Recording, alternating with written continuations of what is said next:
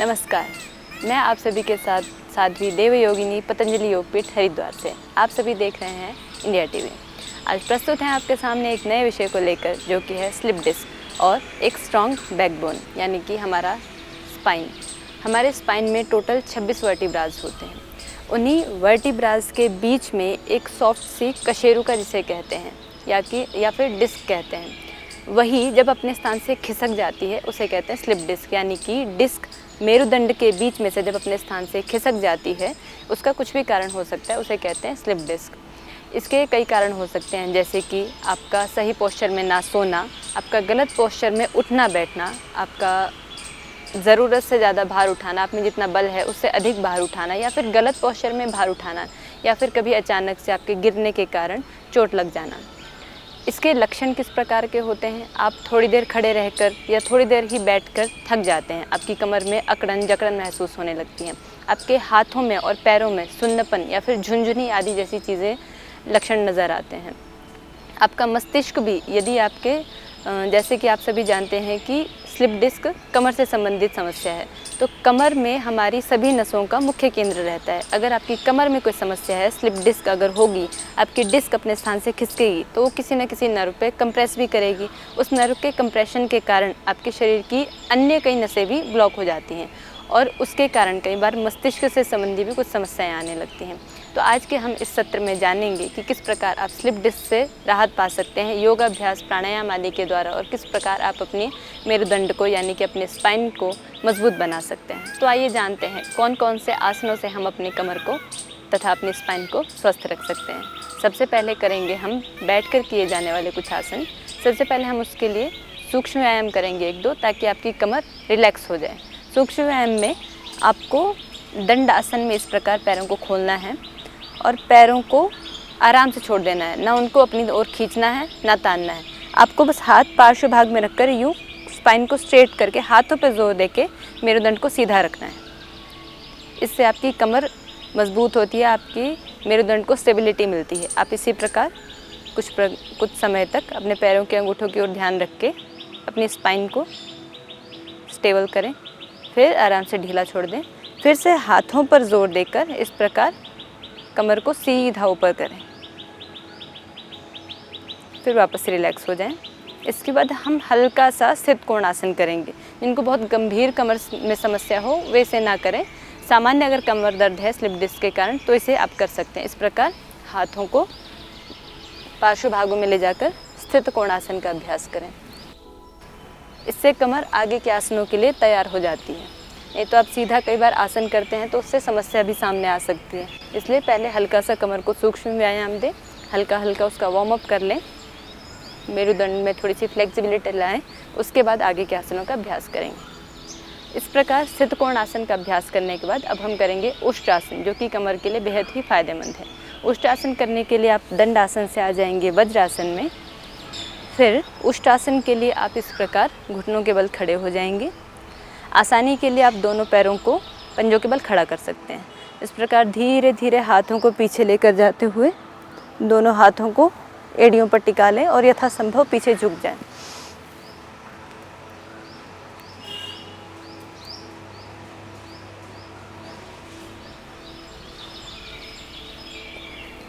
इस प्रकार वापस आते हुए धीरे धीरे वज्रासन में बैठ जाएंगे।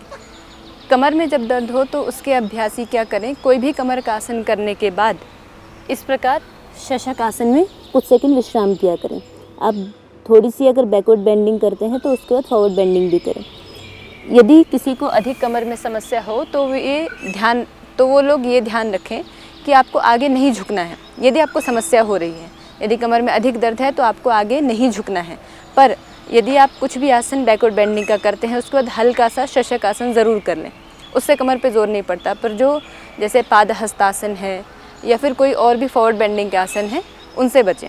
इसके बाद हम करेंगे अर्धचंद्रासन का अभ्यास। अर्धचंद्रासन के अभ्यास के लिए वापस उसी तरह घुटनों पे खड़े हो जाएंगे। अपने दोनों हाथों को इस प्रकार लाकर बाएं हाथ को नीचे, दाहिने हाथ को ऊपर, और कमर को धीरे धीरे मोड़ते हुए जितना हो सके पीछे झुक जाएं।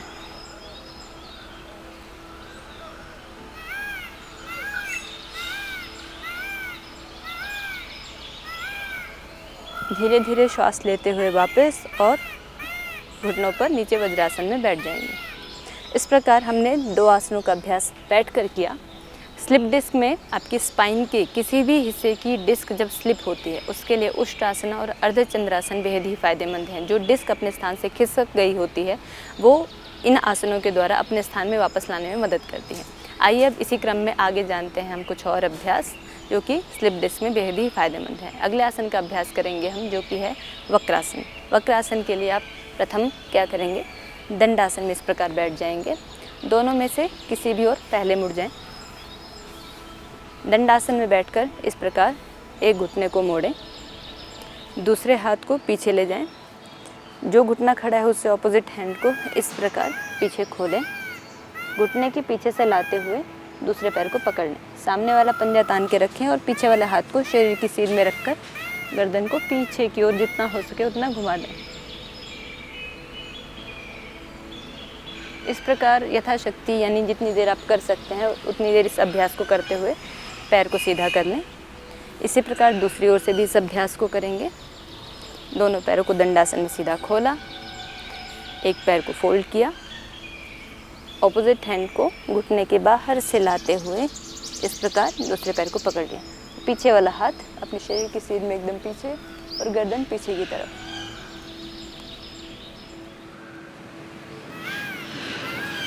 ये आसन आपके स्पाइन को कंप्लीट फ्लेक्सिबिलिटी मूवमेंट देते हैं, जिससे कि आपकी कमर का कोई भी हिस्सा, नसें या फिर कोई भी डिस्क अपने स्थान से इधर उधर हो गई हो तो अपने यथास्थान आ जाती है, जिससे कि आप कमर दर्द से राहत पा सकते हैं। किसी भी प्रकार की कमर की समस्या का समाधान के रूप में प्रयोग कर सकते हैं। इसी प्रकार धीरे धीरे हाथ पीछे ले जाकर वापस आते हुए अब करेंगे हम अर्धमत्स्येंद्रासन। अर्धमत्स्येंद्रासन के लिए इसी तरफ से पहले करेंगे।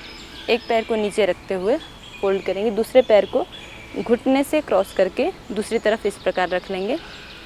ऊपर वाले घुटने को सीधा करते हुए इससे ऑपोजिट हैंड को इस प्रकार पीछे से लेके जाकर दूसरे पैर को पकड़ लेंगे और अब ये पीछे वाले हाथ को इस प्रकार कमर पे रख लेंगे।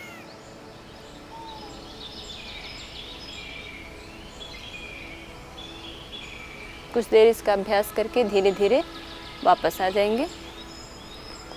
ध्यान रखें कि आप आसन में जिस पोजीशन में जाते हैं उसी पोजीशन में वापस भी आएँ। यदि आप झटके से अभ्यास छोड़ते हैं तो उससे कोई समस्या भी हो सकती है, इसलिए जिस स्थिति से धीरे धीरे अभ्यास में जाते हैं उसी क्रम से अभ्यास से वापस भी आएँ। इसी प्रकार दूसरी ओर से अर्धमत्स्येंद्रासन का अभ्यास करेंगे। इस प्रकार दंडासन में बैठे, दोनों पैर को उठाकर क्रॉस करते हुए इस प्रकार रखें कि एक घुटना खड़ा हुआ और एक इस प्रकार रखा हुआ रहे। पंजे को अपनी तरफ तान के रखें। ऑपोजिट हैंड को इस प्रकार घुटने के पीछे से ले जाकर पैर के पंजे को पकड़ लें और हाथ पीछे टिकाकर या फिर कमर पर रखकर पीछे मुड़ जाएं।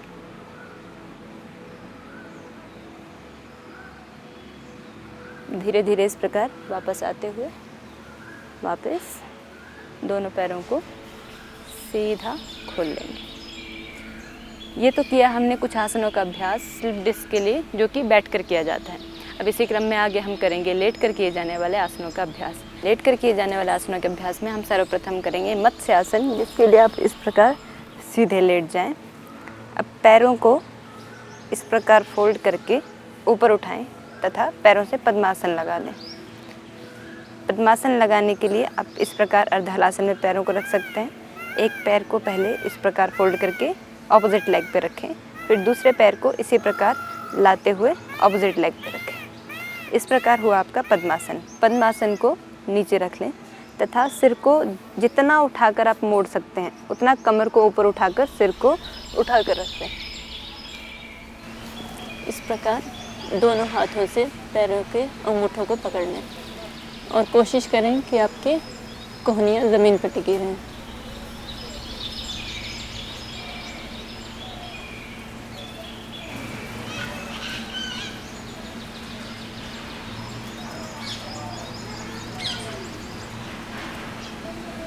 धीरे धीरे इसी प्रकार पैर के अंगूठों को छोड़ते हुए सिर को धीरे धीरे वापस लाते हुए इस प्रकार हो हमारा मत्स्यासन का अभ्यास।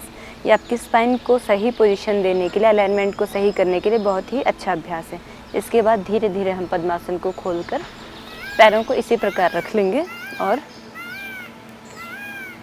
दोनों हाथों को पैरों के एड़ियों या फिर टखनों पर पकड़ कर करेंगे सेतुबंधासन का अभ्यास। सेतुबंधासन के अभ्यास के लिए फिर से एक बार देखें। दोनों हाथों से पैरों के टखनों या एड़ियों पर पकड़कर अपनी कमर पर जोर लगाकर इस प्रकार कमर को ऊपर उठाएं। कोशिश ऐसी करें कि आपकी ठोड़ी आपकी छाती से लग जाए, यानी कि जालंधर बंद आपका अपने आप ही लग जाए।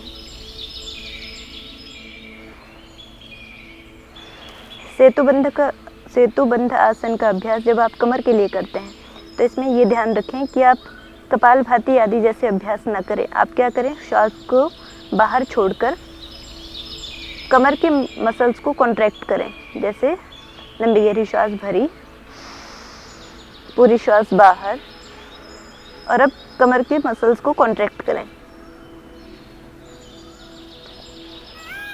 कुछ सेकंड इसमें होल्ड करने के बाद उसे रिलीज कर दें, फिर धीरे धीरे वापस आ जाएं।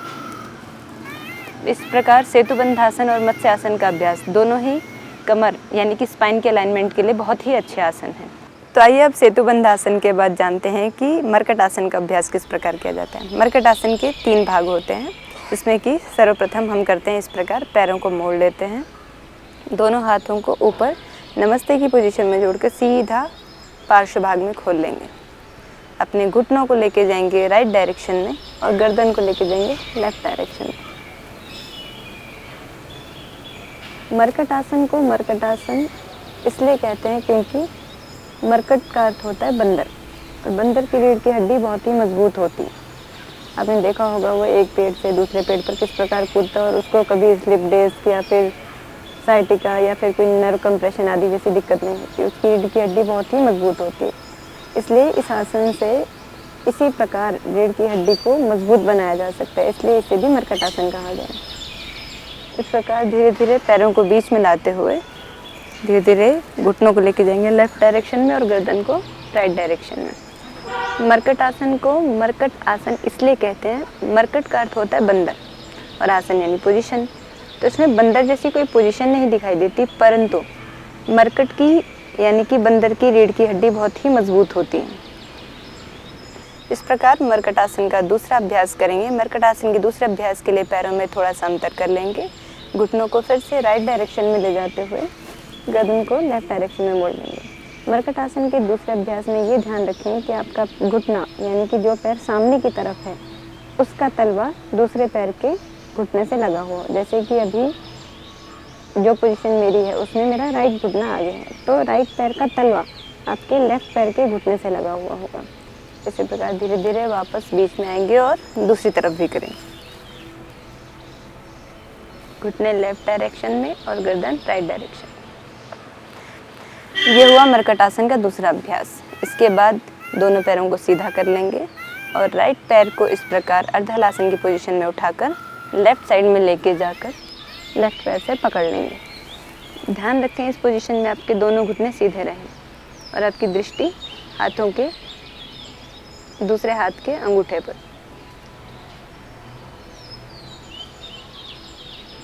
कुछ देर इस पोजीशन में होल्ड करने के बाद पैर को फिर से वापस अर्धहलासन में ले जाकर वापस ज़मीन पर रख लेंगे। फिर इसी प्रकार दूसरे पैर से करने के लिए पैर को अर्धहलासन की स्थिति में ऊपर लेके जाएं और अपोजिट डायरेक्शन में ले जाकर दूसरे हाथ से पकड़ लें और गर्दन को उससे अपोजिट डायरेक्शन में घुमा लें। आप आंखें बंद भी रख सकते हैं या हाथों पे भी दृष्टि रख सकते हैं।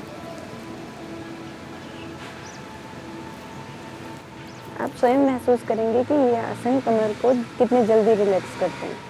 आप काम करके अधिक थक गए हैं या फिर सामने झुकने वाली कोई क्रिया करके या फिर कोई वेट उठाकर, आप कोई भी काम करने के बाद घर की साफ़ सफाई करने के बाद भी इस आसन को कर सकते हैं, जिससे कि कमर बहुत ही जल्दी रिलैक्स हो जाती है। धीरे धीरे वापस अर्धहलासन में पैर को लाते हुए पैर नीचे कर लेंगे। तो इस प्रकार किए हमने लेटकर किए जाने वाले आसन, जिसमें कि था मत्स्यासन, सेतुबंधासन और मरकट आसन। इसके अगले क्रम में करेंगे हम पेट के बल लेट के किए जाने वाले आसनों का अभ्यास। उससे पहले आइए कुछ एक महत्वपूर्ण जानकारी के बारे में जानते हैं। जैसे कि आपने अभी देखा कि कमर के लिए किए जाने वाले आसनों में मरकट आसन भी सम्मिलित था। मरकट आसन का अर्थ होता है मरकट आसन यानी कि मरकट बंदर होता है और आसन यानी पोजीशन। इसमें बंदर की समान स्थिति नहीं दिखाई देती जैसे बाकी आसनों में। जैसे कि आपने मत्स्य आसन किया उसमें मछली के समान आकृति बनती है, आपने सेतु बंधासन किया उसमें सेतु यानी कि पुल के समान आकृति बनती है। परंतु मरकट आसन का नाम बंदर पे रखा गया है, बंदर की पोजीशन पे नहीं। बंदर की रीढ़ की हड्डी बहुत ही मजबूत होती है, इसलिए इसका नाम मरकट आसन रखा गया। आपने देखा होगा कि बंदर एक पेड़ से बहुत दूर दूसरे पेड़ पे छलांग लगाता है पर उसकी कमर में कभी कोई समस्या नहीं होती, कभी कोई नर्व कंप्रेशन, सैटिका या फिर स्लिप डिस्क जैसी कोई बीमारी नहीं होती। उसकी रीढ़ की हड्डी बहुत ही मजबूत होने के कारण उससे तुलना करते हुए इस आसन का नाम उसी पर रखा गया है, जो कि है मरकट आसन। आइए अब अगले क्रम में करते हैं हम पेट के बल किए जाने वाले अभ्यास। इसके लिए सर्वप्रथम पेट के बल लेट जाएं।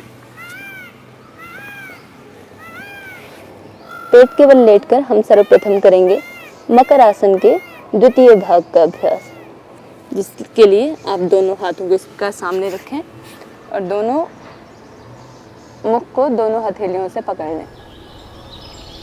कुछ देर इसी पोजीशन में होल्ड करें और ध्यान दें इस पोजीशन में आपको कमर की मसल्स को कॉन्ट्रैक्ट करना है। आपकी कमर पे जो इस हिस्से पे जो मसल्स यानी कि सब नर्व्स का केंद्र होता है उस हिस्से के आपको कॉन्ट्रैक्ट करना है और फिर रिलीज़ करना है। ये दिखने में कोई क्रिया दिखाई नहीं देती पर आप महसूस करेंगे जब आपको कमर दर्द हो रहा हो उस समय आप इस क्रिया को करके देखें, आपको बेहद लाभ अनुभव होगा और इंस्टेंट बेनिफिट जिसे कहते हैं वो महसूस होगा। कॉन्ट्रैक्ट करें फिर रिलीज़ करें, फिर कॉन्ट्रैक्ट करें फिर रिलीज़ करें। प्रतिदिन सोने से पहले इस आसन का अभ्यास किया जा सकता है। आप रात को सोने से पहले यदि जो भी आपने किया मत्स्य आसन या फिर सेतु बंधासन और जो ये अभी बताया जा रहा है मकर आसन के द्वितीय अभ्यास में कमर की मसल्स को कॉन्ट्रैक्ट करना और रिलीज़ करना, कॉन्ट्रैक्ट करना और रिलीज़ करना। इन आसनों का अभ्यास करके यदि आप सोते हैं तो आपको सुबह उठते वक्त कमर में कोई जकड़न या अकड़न महसूस नहीं होगी। आइए इसी क्रम में आगे करते हैं भुजंगासन का अभ्यास। कमर के लिए किए जाने वाले भुजंगासन के अभ्यास 3 प्रकार के होते हैं, जिसमें पहले में आप दोनों हाथों को पार्श्व भाग में इस प्रकार रखेंगे और श्वास भरते हुए धीरे धीरे नाभि तक ऊपर उठेंगे।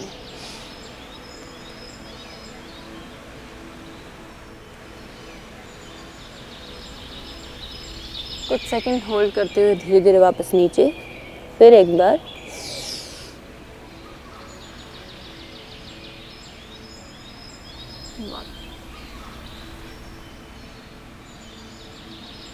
वापस नीचे, फिर एक बार करेंगे, वापस। इसी का अगला अभ्यास करेंगे आप भुजंगासन का दूसरा अभ्यास। इसके लिए दोनों हाथों को इस प्रकार सामने रखें, बाईं हथेली को नीचे रखें, दाहिनी हथेली को उसके ऊपर और लंबी गहरी सांस भरते हुए पूरा ऊपर उठ जाए। कोहनियाँ सीधी रखें और कंधे तने हो। वापस श्वास बाहर छोड़ते हुए धीरे धीरे नीचे, लंबी गहरी श्वास लेते हुए ऊपर और गर्दन को पीछे कर दे, दृष्टि आकाश की ओर रखें।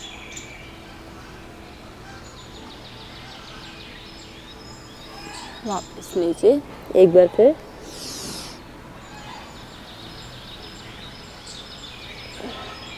वापस नीचे। भुजंगासन का तीसरा अभ्यास करेंगे। इसके लिए दोनों हाथों को फिर से पार्श्व भागों में लेकर आएं, दोनों पैरों में थोड़ा सा अंतर कर लें, श्वास भरते हुए धीरे धीरे ऊपर उठेंगे। दाहिनी तरफ से गर्दन और कमर को ट्विस्ट करते हुए पीछे देखें, लेफ्ट पैर की एड़ी की तरफ। कुछ सेकंड उसमें होल्ड करते हुए धीरे धीरे वापस आएंगे, फिर श्वास भरते हुए ऊपर उठेंगे और राइट पैर की एड़ी की तरफ देखें।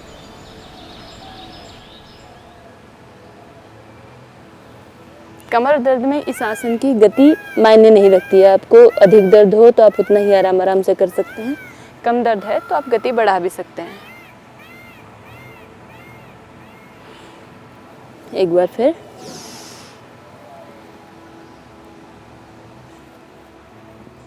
ये हुआ भुजंगासन का अभ्यास। आगे हम करेंगे शलभासन का अभ्यास। उसके लिए हाथों को इस प्रकार ले जाते हुए आप जंघाओं के नीचे रख लेंगे और धीरे धीरे हाथों से सहारा लेकर आप अपने पैरों को बारी बारी से ऊपर उठाएंगे, इस प्रकार।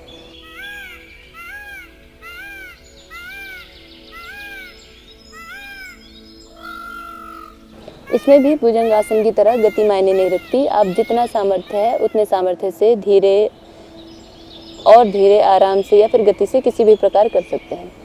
शलभासन के अगले अभ्यास में आप दोनों पैरों को एक साथ ऊपर उठाएंगे और कुछ सेकंड होल्ड करेंगे इसी तरह। धीरे धीरे वापस नीचे, एक बार फिर से उठाएंगे,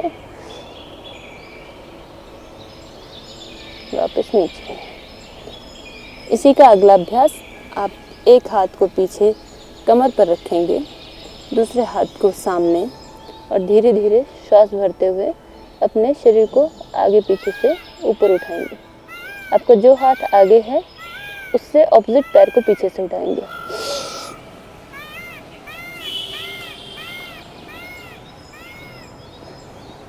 धीरे धीरे वापस हाथ को चेंज करेंगे, धीरे धीरे श्वास लेते हुए ऊपर। ध्यान रखें जो हाथ उठा हुआ है उससे ऑपोजिट पैर को ऊपर उठाएं, दूसरा हाथ कमर पे रहेगा और दूसरा पैर नीचे ही रहेगा। वापस शलभासन के अंतिम अभ्यास के लिए आप क्या करेंगे, दोनों हाथों को इस प्रकार कमर पर रख लेंगे, दोनों पैर सीधे पीछे और धीरे धीरे श्वास भरते हुए दोनों ओर से ऊपर उठ जाएंगे। जब आप इसमें आगे और पीछे से अपने शरीर को उठाएं तो ध्यान रखें कि आपके हाथ भी सीधे पीछे हो जाएंगे। धीरे धीरे वापस एक बार और इसी का अभ्यास करेंगे।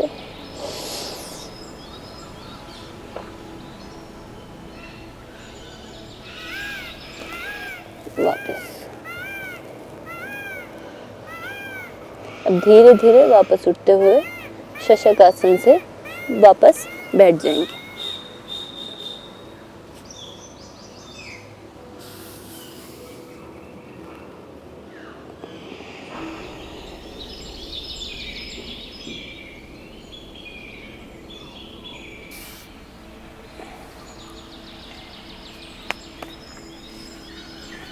तो इस प्रकार हमने देखा कि आसनों में से किस किस प्रकार के अभ्यास करके हम अपनी कमर को स्वस्थ रख सकते हैं तथा दर्द और तनाव से मुक्ति पा सकते हैं।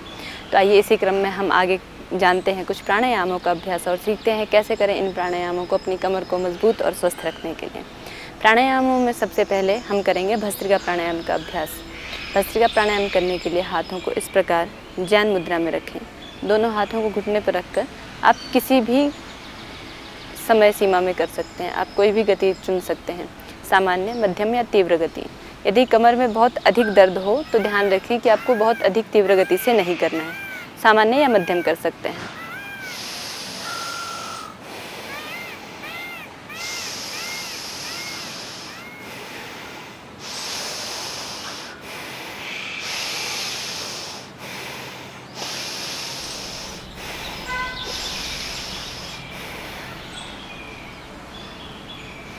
कई बार क्या होता है कि आपके शरीर में, आपकी कमर में, मस्तिष्क में किसी प्रकार का कोई स्ट्रेस है तो उसकी वजह से भी कमर दर्द हो जाता है। तो भस्त्रिका आपके शरीर में ऑक्सीजन की पूर्ति करेगा जिससे कि आपकी कमर को दर्द से मुक्ति पाने में सहायता मिलेगी। भस्त्रिका प्राणायाम के बाद एक छोटी सी बात कपालभाति प्राणायाम के बारे में। इसके बारे में एक विशेष विधान है कि जिनको कमर दर्द बहुत अधिक हो वे कपालभाति न करें। सामान्य कमर दर्द में आप कपालभाति का अभ्यास कर सकते हैं। आप 8 मुख्य जो प्राणायाम होते हैं उनका अभ्यास कर सकते हैं। परंतु यदि कमर दर्द गंभीर है, आप समस्या की बहुत गंभीर स्थिति में पहुंच चुके हैं, तो उस स्थिति में कपालभाति प्राणायाम छोड़ दें। बाकी प्राणायाम आप सब कर सकते हैं, कपालभाति प्राणायाम न करें।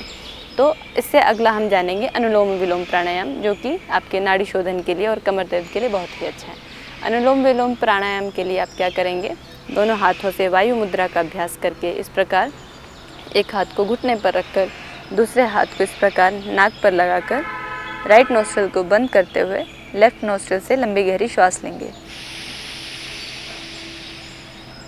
लेफ्ट नोस्ट्रिल को बंद करेंगे, राइट नोस्ट्रिल से श्वास बाहर, फिर राइट नोस्ट्रिल से श्वास लेंगे, राइट नोस्ट्रिल को बंद करते हुए लेफ्ट नोस्ट्रिल से श्वास बाहर। ये अनुलोम विलोम का एक चक्र पूरा हुआ।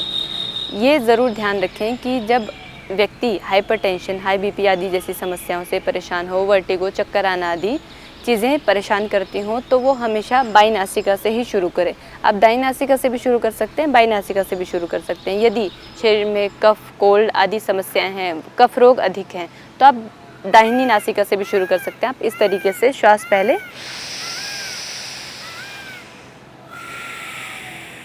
दाहिनी नासिका से लेकर प्रारंभ कर सकते हैं। परंतु सामान्य कोई भी परिस्थिति, स्वस्थ व्यक्ति या फिर बीमारियों में से हाइपरटेंशन, पित्त रोग या फिर मस्तिष्क से संबंधी कोई भी परेशानी हो तो हमेशा बाईं नासिका से ही शुरू करें। तो इस प्रकार हमने देखा कि प्राणायाम का अभ्यास करके, जो कि मात्र श्वास प्रश्वास का लेना है, श्वास प्रश्वास करके यदि हम दिन में कुछ समय निकाल लें इसके लिए, तो हम अपने शरीर को स्वस्थ रख सकते हैं, अपनी बैकबोन को मजबूत बनाए रख सकते हैं। तो आइए अगले चरण में हम जानते हैं एक्यूप्रेशर के कुछ अभ्यास जो आपके कमर के लिए बेहद ही फायदेमंद हैं। एक्यूप्रेशर के लिए दोनों हाथों को इस प्रकार सामने रखें। कमर के लिए एक्यूप्रेशर पॉइंट जानने के लिए आप सबसे पहले देखें कि आपके हाथ को यदि आप इस प्रकार खोल लें, अंगुलियां एक तरफ, अंगूठा एक तरफ, हाथ को इस प्रकार नीचे ले आएँ।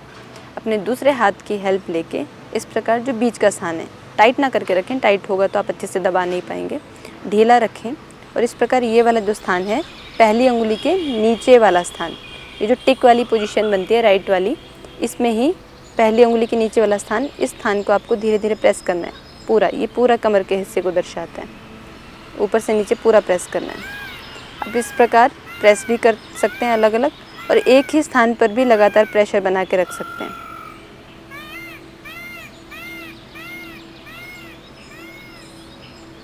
इस प्रकार लगभग 4 पॉइंट्स हैं ये एक साथ,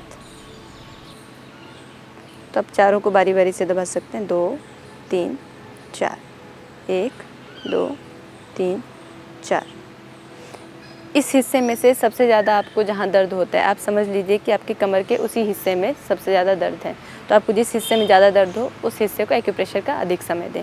इसी प्रकार आप दूसरे हाथ में भी कर सकते हैं। इस प्रकार 1 2 3 4, 1 2 3 4, 1 2 3 4। और आपके हाथ के पीछे ये वाला हिस्सा, ये भी कमर के पॉइंट्स को दर्शाता है। तो इसमें आप क्या करेंगे, हाथ को इस प्रकार रखेंगे और इसको चैनल्स को चलाएंगे। जैसे कि आप जानते हैं कि हाथ के पिछला हिस्सा जो होता है उस पर पॉइंट्स पे प्रेशर नहीं दिया जाता है, उनमें चैनल्स को चलाया जाता है। तो आप क्या करेंगे, इन दोनों अंगुलियों के बीच वाले हिस्से को इस प्रकार चलाएंगे। यदि आपको एक्यूप्रेशर करने का समय नहीं मिल पाता है और आपकी कमर में बहुत दर्द रहता है, तो आप क्या कर सकते हैं, रात को सोने से पहले चना या फिर मेथी या फिर राजमा आदि कोई भी चीज़ लगाकर, टेप से लगाकर सो सकते हैं। उससे आपके पॉइंट्स का अपने आप एक्यूप्रेशर हो जाता है। चना, मेथी और राजमा में से सबसे अच्छा रहता है चना। आप उसका नुकीला भाग इसकी तरफ ना करें, नुकीला भाग बाहर की तरफ करके चने को इन पॉइंट्स पे लगाकर, ऐसे इस प्रकार 4 चने लगा दें यहाँ पे पूरे पॉइंट्स पे और उन पे टेप चिपका दें, जिससे कि आप यदि एक्यूप्रेशर के लिए समय नहीं भी मिल पाता है तो वो एक्यूप्रेशर अपने आप हो जाए। इसी प्रकार दूसरे हाथ में भी कर सकते हैं। 1 2 3 4, ये पूरे पॉइंट एक्यूप्रेशर के हैं। इसी के साथ साथ आपके अंगूठे का जो ये भाग होता है, ये आपकी पूरी स्पाइन होती है। ये ऊपर वाला सिर का भाग होता है, उससे नीचे गर्दन, और ये सब पूरा हमारा मेरुदंड यानी कि स्पाइन। तो आप इसको पूरे पे एक्यूप्रेशर कर सकते हैं। इस प्रकार दबा लें या फिर इस प्रकार भी दबा सकते हैं, पूरा नीचे तक दबा लें। आप खाली बैठे हैं, हाथों से कुछ काम नहीं कर रहे हैं, कुछ सोचने का काम कर रहे हैं, तो आप ये कर सकते हैं। इसी प्रकार दूसरे हाथ पे भी दबा सकते हैं।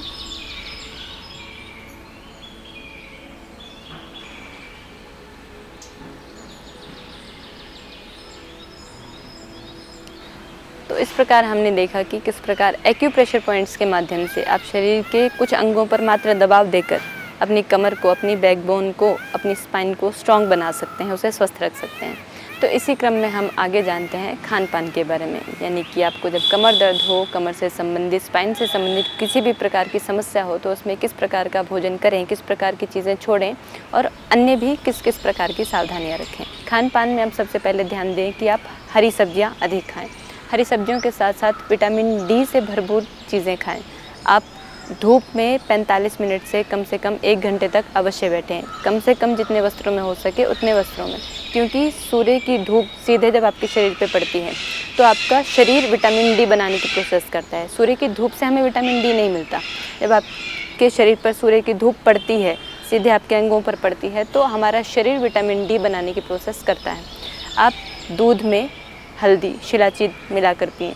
आप अश्वशिला और शिलाजीत का ग्रहण भी कर सकते हैं, उसकी टैबलेट भी खा सकते हैं। आप अश्वगंधा सामान्य आपके पास जो पौधा हो उससे भी पत्ते या फिर जड़ आदि का सेवन कर सकते हैं। दूध में चने का पाउडर, जो भुना चना होता है, उसका पाउडर मिलाकर, खजूर मिलाकर खाएं, इससे आपकी बोन्स स्ट्रॉन्ग बनती हैं। इसके साथ साथ जैसे कि घर पे रहने वाले बुजुर्ग सभी जानते हैं कि लहसुन वात को समाप्त करने वाला होता है। हमारी रीढ़ की हड्डी की कोई भी समस्या होती है वो वात के बढ़ने के कारण होती है, वात के प्रकोपित होने के कारण होती है।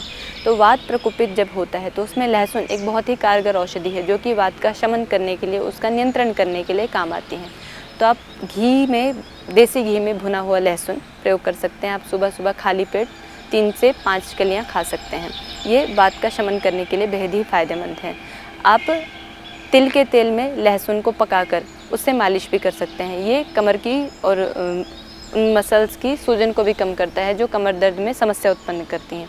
इसी के साथ साथ हम अपने सोने के पोस्चर को भी ठीक कर सकते हैं, क्योंकि कई बार क्या होता है कि हम अपने गलत सोने के पोस्चर के कारण कमर दर्द से परेशान हो जाते हैं, स्लिप डिस्क आदि जैसी बीमारियों से घिर जाते हैं। तो इसके लिए हम अपने सोने का पोस्चर ठीक करें। या तो आप एकदम सीधा जिस प्रकार योग निद्रा में सोया जाता है उस प्रकार सोएं, या फिर बाईं करवट लेकर सोने से आपका डाइजेस्टिव सिस्टम भी अच्छे से काम करता है और आपको कमर से संबंधित कोई समस्या भी नहीं होती। इसी के साथ साथ ध्यान रखें कि जब आप उठें बैठें तो यदि कमर दर्द से परेशान हैं तो सपोर्टिव और स्लो मूवमेंट में उठें, यानी कि किसी चीज़ का सहारा लेकर उठें और एकदम आराम से उठें, झटके से ना उठें। और यदि आप कमर दर्द से परेशान नहीं भी हैं तो भी झटके से कभी ना उठें, आराम से उठें। इसके साथ साथ ये ध्यान रखें कि जब आप कोई भार उठाते हैं, सामने झुककर आपको कुछ भार उठाना है, तो आप कमर को पूरा बेंड करके चीज़ को ना उठाएं। आप अपने आप को स्ट्रेट, सिर्फ घुटने झुकाकर नीचे झुकें, चीज़ को उठाएं और सीधा उठें। सामने झुककर इस प्रकार कमर को झुकाकर चीज़ को ना उठाएं, उससे कमर पर अधिक प्रेशर पड़ता है और आपकी कमर की गलत जगह से नसें खिंचती हैं, आपकी डिस्क स्लिप होने के चांसेस ज़्यादा हो जाते हैं। जैसे कि अभी आपको बताया है कि आपको कमर दर्द यानी कि मेरुदंड से संबंधित समस्याएं वात के बढ़ने और वात के प्रकोपित होने से भी होती हैं। तो वात को संतुलन में रखने के लिए आप वात कारक आहार से बचें, परहेज़ करें। वात कारक आहार जैसे कि राजमा, बैंगन, फूल गोभी, पत्ता गोभी, इस प्रकार की कोई भी सब्जियां हैं या फिर अन्य वात कारक चीज़ें हैं जिससे आपके शरीर में वात बढ़ता है, जैसे कि खटाई, ठंडी चीज़ें, इन सब से भी शरीर में वात की मात्रा बढ़ती है। तो इन सब चीज़ों से भी बचें। रात्रि जागरण से बचें। रात में यदि आप जगते हैं तो उससे भी वात बढ़ता है। और आप इलेक्ट्रॉनिक गैजेट्स पे कम रहें। इलेक्ट्रॉनिक गैजेट्स का आप जितना ज़्यादा यूज़ करेंगे उतना आपके शरीर में वात बढ़ेगा। आप चाय, कॉफ़ी आदि जितनी अधिक पिएंगे उतना आपके शरीर में वात बढ़ेगा। तो इन सब चीज़ों से परहेज़ रखें। तो देखा आपने किस प्रकार हम छोटी छोटी चीज़ों का ध्यान रख के अपनी समस्याओं से निजात पा सकते हैं तथा समस्याएं होने से पहले ही उनसे बच सकते हैं। स्वस्थ रहें, आनंद में रहें। अगले सत्र में फिर मिलेंगे इस प्रकार के किसी नए विषय को लेकर और उसका समाधान लेकर। तब तक के लिए देखते रहिए इंडिया टीवी। नमस्कार।